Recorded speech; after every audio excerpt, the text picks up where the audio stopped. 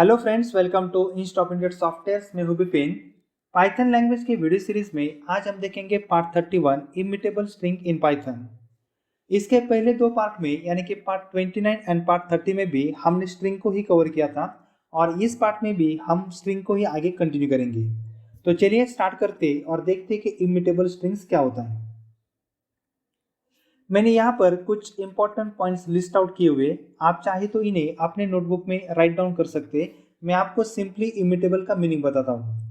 तो इम्यूटेबल का simply meaning होता है कांस्टेंट, यानी कि पाइथन लैंग्वेज में स्ट्रिंग कांस्टेंट होती है। एक बार हमने प्रोग्राम्स में स्ट्रिंग को डिक्लेयर किया तो हम उसमें कुछ भी मॉडिफिकेशन नहीं कर सकते। हम उसे अपडेट नहीं कर सकते, डिलीट नहीं कर सकते, उसे हम उसमें कुछ अपेंड भी नहीं कर सकते। पाइथन लैंग्वेज में जो नंबर, स्ट्रिंग्स एंड टपल्स होती है तो इन तीनों के ऑब्जेक्ट इम्यूटेबल है, इन तीनों में मॉडिफिकेशन अलाउड नहीं है। लेकिन जो list and set and dictionary होती है तो लिस्ट, सेट और डिक्शनरी ये म्यूटेबल है, इन तीनों में हम मॉडिफिकेशन कर सकते हैं। तो चलिए अब हम इसके ऊपर एक दो एग्जांपल्स करते हैं।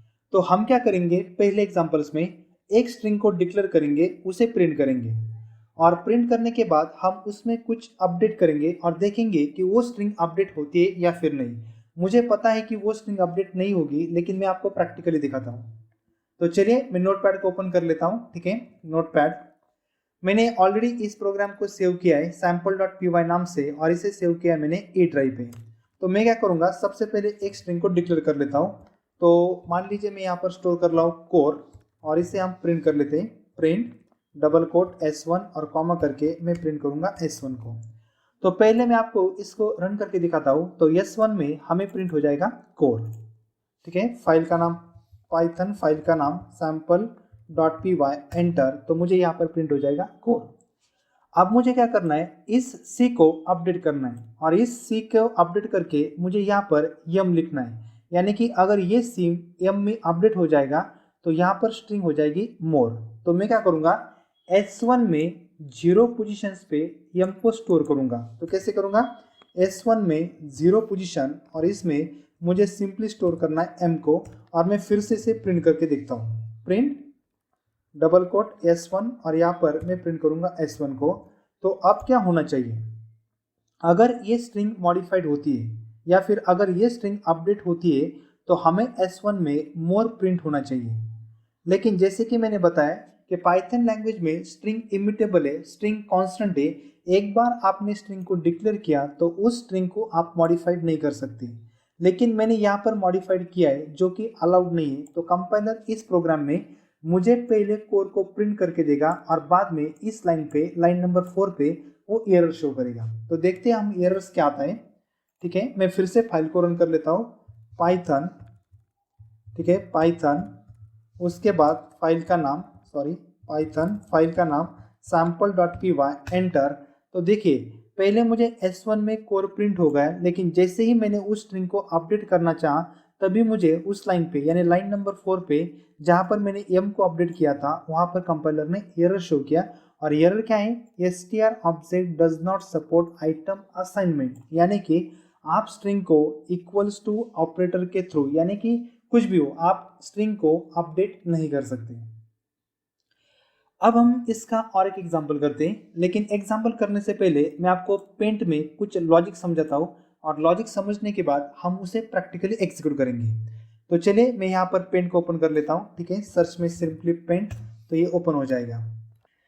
ठीक है, अब देखिए हमें क्या करना है। हमें सबसे पहले दो वेरिएबल को डिक्लेयर करना है और दोनों वेरिएबल्स में अलग अलग स्ट्रिंग को स्टोर करना है और वो होने के बाद हम उसे प्रिंट करके भी देखेंगे। तो चलिए हम स्टेप बाय स्टेप प्रोग्राम को समझ लेते हैं। तो मैं सबसे पहले यहाँ पर एक S1 नाम का वेरिएबल डिक्लेयर कर रहा हूँ, S1, और इसमें मैंने सिंपली स्टोर किया कोर। और उसके बाद S2 नाम का वेरिएबल और इसमें मैंने सिंपली स्टोर किया मोर। तो कंपाइलर क्या करेगा, जैसे ही मैं दो स्ट्रिंग को डिक्लेयर करूंगा कंपाइलर उन दोनों स्ट्रिंग को मेमोरी में स्टोर करेगा। तो मेमोरी में क्या होगा, वो दो ब्लॉक को अलोकेट करेगा। ठीक है, कंपाइलर दो स्ट्रिंग है इसलिए दो ब्लॉक अलोकेट करेगा। पहले ब्लॉक में स्टोर हो जाएगी कोर और इसे पॉइंट करेगा S1 और उसके बाद सेकंड ब्लॉक में स्टोर हो जाएगी मोर स्ट्रिंग और इसे पॉइंट करेगा S2। अब इसके बाद मैं प्रिंट करता हूँ S1 और S2 को, ठीक है, प्रिंट S1 और उसके बाद प्रिंट S2। तो इसका आउटपुट बहुत ही सिंपल है, S1 में मुझे प्रिंट हो जाएगा कोर और S2 में मुझे प्रिंट हो जाएगा मोर। अब उसके बाद मुझे इस S2 को अपडेट करना है S1 से, ठीक है। अब देखिए, अब आपके समझ में आ जाएगा एक्चुअली इमिटेबल स्ट्रिंग क्या होता है।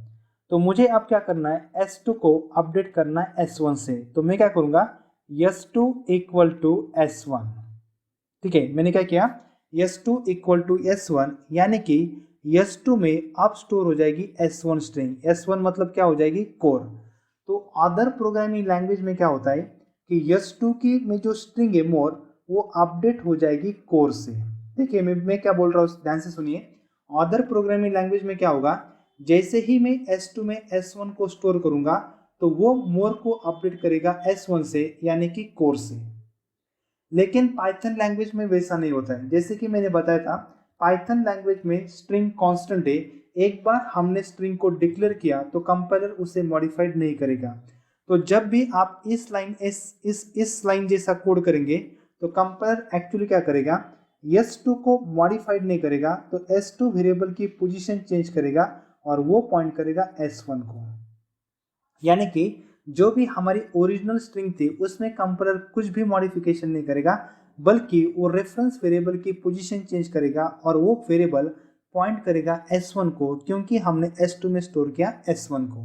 और फिर अगर मैं S1 और S2 को प्रिंट करता हूँ, S1 और उसके बाद अगर मैं S2 को प्रिंट करता हूँ, तो मुझे आउटपुट में कोर प्रिंट हो जाएगी।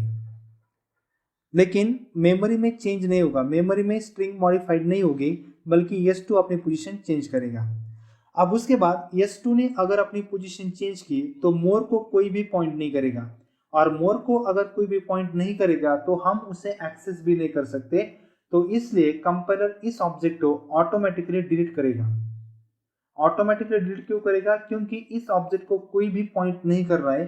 तो इस ऑब्जेक्ट को कोई भी पॉइंट नहीं करने की वजह से हम उसे एक्सेस भी नहीं कर सकते, इसलिए कंपाइलर उसे गार्बेज क्रिएट कर देगा, उस ऑब्जेक्ट को ऑटोमेटिकली डिलीट करेगा, ठीक है। अब मैं आपको इसका एग्जांपल करके दिखाता हूँ, ठीक है। तो मैं फिर से नोटपैड को ओपन कर लेता हूँ, ठीक है, नोटपैड, और हम सेम प्रोग्राम को एग्जीक्यूट करेंगे।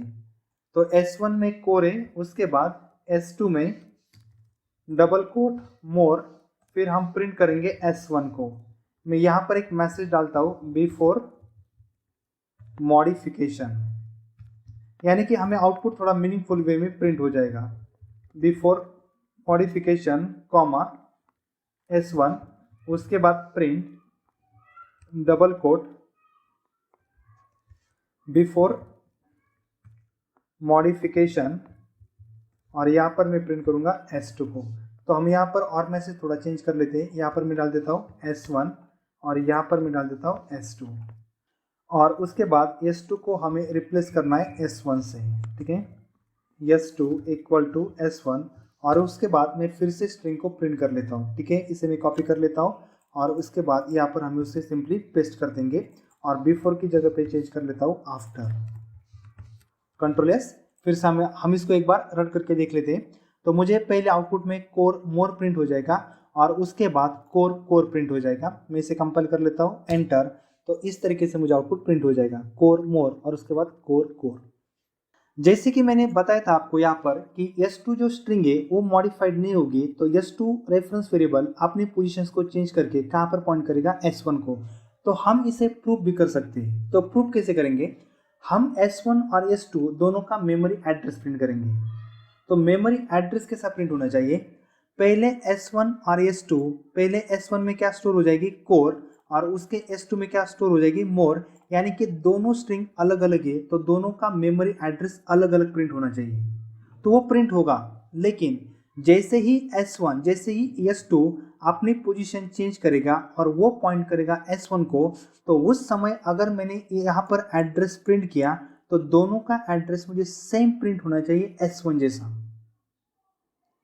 ठीक है। तो हम क्या करेंगे, सबसे पहले S1 और S2 का एड्रेस प्रिंट करके देखते हैं। तो एड्रेस प्रिंट करने के लिए आपको क्या करना है, सिंपली ID फंक्शन को यूज करना है, ID S1 और उसके बाद फिर से ID ब्रैकेट में S2। तो यहाँ पर आप देखिए सिर्फ इन दोनों लाइन का कोड, S1 में कोर है, S2 में मोर है, दोनों स्ट्रिंग अलग अलग है, दोनों का एड्रेस हमें अलग अलग प्रिंट हो जाएगा। आप इन लाइन को थोड़ी देर के लिए इग्नोर कीजिए, आप सिर्फ इन दोनों लाइन पे फोकस कीजिए। तो मैं इसे एग्जीक्यूट करके दिखाता हूँ, ठीक है, sample.py।